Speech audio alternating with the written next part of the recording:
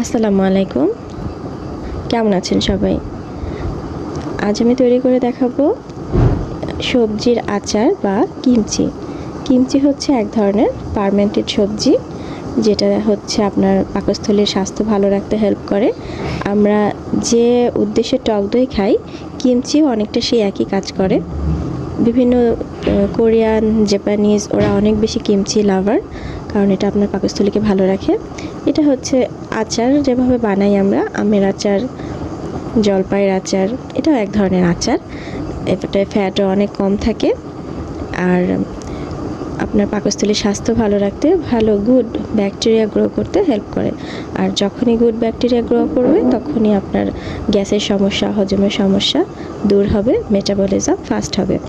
আমি নিয়েছি বাঁধাকপি দিয়ে আজকে আমি কিমচি বানাবো। আমার অনেক বড় একটা বাঁধাকপি ছিল। আমি এখানে বাঁধাকপিগুলো সুন্দর করে কেটে নিয়েছি। সাধারণত নাপা ক্যাবেজের কিমচি অনেক বেশি বিখ্যাত। এখন আমি এগুলোকে লবণ মেখে 2 ঘন্টার মতো রেখে দেব, যাতে পানিটা ঝরে যায়। এই যে আমি গামলায় ঢেলে নিলাম। এখন সুন্দর করে সবগুলো আলাদা আলাদা করে নিয়েছি, লেগেছিল একটার সাথে আরেকটা। এই যে ছাড়িয়ে নিচ্ছি হাত দিয়ে। এটার সাথে আরও অনেক সবজি দেওয়া যায়, মূলা দেওয়া যায়, গাজর দেওয়া যায়, শসা দেওয়া যায়, পেঁয়াজকলি দেওয়া যায়। তো আমি আজকে শুধু ঘরোয়া উপায়, একদম আপনার হাতের কাছে যা আছে তাই দিয়ে যেন আপনি কিমচি বানাতে পারেন, সেজন্য খুব সহজ একটা রেসিপি শেয়ার করছি। লবণ দিলাম, লবণ দিয়ে সুন্দর করে একটু মাখিয়ে দিতে হবে, যাতে বাঁধাকপির গায়ে কিছু হালকা পানি আছে, সবজিটা নরম হয়ে যাবে। এত ইজি একটা প্রসেস, কিন্তু এত উপকারী একটা খাবার। বাংলাদেশে এখন মানুষ এগুলো খাচ্ছে, অনেক বেশি জনপ্রিয় হচ্ছে। যার এখন তো মানুষ অনেক স্বাস্থ্য সচেতন, অনেক ডায়েট করছে, হেলদি ডায়েট যেটাকে বলে। এখন আর আনহেলদি ডায়েট মানুষ সাধারণত করে না, কারণ অনেক ওয়েবসাইট আছে, ভিডিওস আছে, দেখে দেখে আমরা শিখি।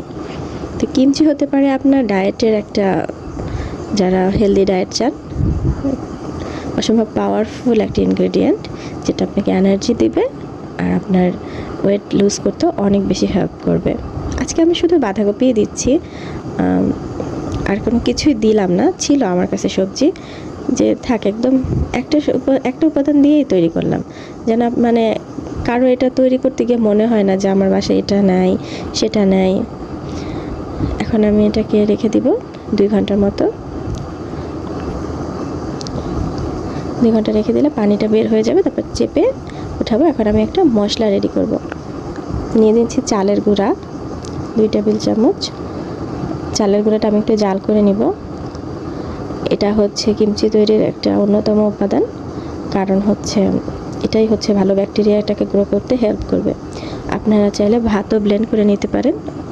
অহরহ মানুষ ভাত ব্লেন্ড করে কিমচি বানাচ্ছে, আমিও বানাই। আজকে আমার কাছে মনে হলো ভাতটা একটু বাসি হয়ে গেছে। এখন আমি একটু চালের গুঁড়া ফ্রেশ নিব। এখানে একটা অ্যাপেল ব্লেন্ড করে নিয়েছি। এখন এটার সাথে দিয়ে দিচ্ছি চিনি 2 টেবিল চামচ। চিনি দিতেই হবে, চিনিটা কিন্তু স্কিপ করা যাবে না। আর একটু বেশি দিলাম, মিক্স করলাম। এবারে দিয়ে দিব মরিচের গুঁড়া, দরকার আছে আমাদের এখানে। সাধারণত মানুষ কোরিয়ান মরিচ দেয়, কিন্তু আমার কাছে নেই। আমি আমার দেশি মোটামুটি ঝালের একটা মরিচ ব্যবহার করলাম। এটা কিন্তু মাস্ট দিতেই হবে, এই মরিচের গুঁড়াটা। মরিচের গুঁড়াটা খুব ভালো করে মিক্স করতে হবে। আপনাদের ঝাল অনুযায়ী নেবেন, কে কতটুকু খেতে পারেন। কিন্তু ঝাল ছাড়া মরিচটাই, কোরিয়ানেতে বিভিন্ন জাতের মরিচ পাওয়া যায়, ওরা অনেক টাইপের মরিচ ইউজ করেন। দিব ভিনেগার আর সয়া সস। সাধারণত এখানে গোচুজাং সসটা ব্যবহার করা হয়, আমার কাছে নেই। 2 টেবিল চামচ সয়া সস দিয়ে দিচ্ছি। আপনি একটু হালকা সয়া সস দিতে পারেন, কিছুই হবে না, জাস্ট ফার্মেন্ট করতে হেল্প করবে। গোচুজাং সসটা দিলে সুন্দর স্বাদ ভালো আসে, অরিজিনাল কিমচির ফ্লেভারটা পাওয়া যায়। সয়া সস সাধারণত মানুষ দেয় না, হাস্যকর লাগতে পারে, কিন্তু আমি ঘরোয়া উপকরণে বানিয়ে দেখাচ্ছি। কিন্তু আপনার হেলথ বেনিফিট কিন্তু এটা থেকে মোটেও কম আসবে না। একটু ভিনেগার দিয়ে দেবো, যেহেতু আচারে আমরা ভিনেগার দিই, সেই পারপাসেই এখানে ভিনেগার দেওয়া, অন্য কোনো পারপাস নেই। নর্মাল আচারে আপনারা যেভাবে ভিনেগার ইউজ করেন, এভাবেই ভিনেগার ইউজ করবেন। এই যে চালের গুঁড়াটা আমরা জাল করেছিলাম, সেটা দিয়ে দিচ্ছি। অ্যাপেলের পরিবর্তে আপনারা নাশপাতিও নিতে পারেন, কিন্তু এই ভাতের বা চালের গুঁড়াটা ব্লেন্ড করে বা এভাবে জাল করে আপনাদের দিতে হবে। এই উপকরণ, এটা সবচেয়ে মজা হচ্ছে আপনাকে চুলায় ব্যবহারই করতে হবে না, কোনো ধরনের কোনো আগুনের নাই। আপনি জাস্ট কাটবেন, মশলাটা মিক্স করবেন, দিয়ে দিবেন, হয়ে যাবে। সুন্দর করে মিক্স করতে হবে, লাম্পস যাতে না থাকে। চালেরগুলো একটু দলা পাকিয়ে যাচ্ছিল, আমি চামচ দিয়ে সুন্দর করে নেড়ে নিচ্ছি। সুন্দর করে মিক্সচারটা রেডি করবেন। এই মিক্সচারটাই আমরা সবজির মধ্যে দিয়ে দিব, দিয়ে মাখিয়ে নেব সুন্দরভাবে। আর কোনো উপাদানের দরকার নেই, লবণ দিয়ে যেহেতু মাখিয়ে রেখেছিলাম। এখন আমি যেটা সবজিগুলা থেকে পানি ছেঁকে নিয়েছি, পানি ছেড়ে দিয়েছে, নরম হয়ে গেছে। বাঁধাকপির যে একটা শক্ত ভাব থাকে সেটা নেই। পানিটা আমি সুন্দর করে আরও কিছু পানি আছে, আমি ফেলে নিলাম। এখন এই মশলাটা দিয়ে এখন সুন্দর করে আমি মাখাবো। লবণের আর দরকার নেই, লবণ দেওয়া হয়েছে। এই মাখানোর পরে যত সুন্দর করে মাখাবেন মশলাটা তত সুন্দরভাবে ঢুকবে। যেহেতু এটা আমি জাল করব না, কোনো ধরনের কোনো অয়েল ইউজ করা যাবে না, এজন্য এটা হেলদি। আমাদের দেশে যেমন আচারে আমরা অনেক মশলা ইউজ করি, আনহেলদি বানিয়ে ফেলি, অনেক চিনি দিই, অনেক তেল দিই, যেটা হচ্ছে আপনার খেলে ডায়েট যারা করে বা যারা নর্মালি আমরা সবাই স্বাস্থ্য সচেতন, তো এটা ফ্যাট অনেক বেশি থাকে, ক্যালোরি অনেক বেশি থাকে, কিন্তু এটা আপনার ক্যালোরি কম, কিন্তু পেট ভরাবে, ফাইবার সমৃদ্ধ একটা খাবার।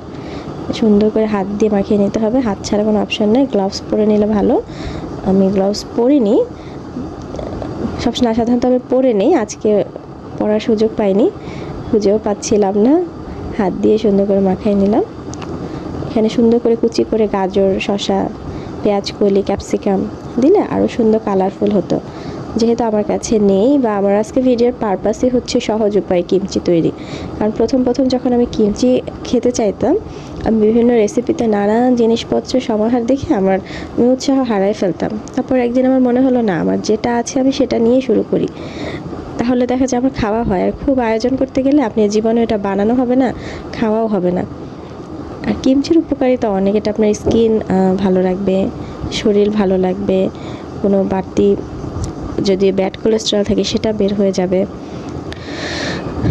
এত উপকারী একটা খাবার আমাদের হাতের কাছে, সবজি আমরা সবাই খাই, শুধু বানানো হয় না দেখে আমরা খেতে পারি না।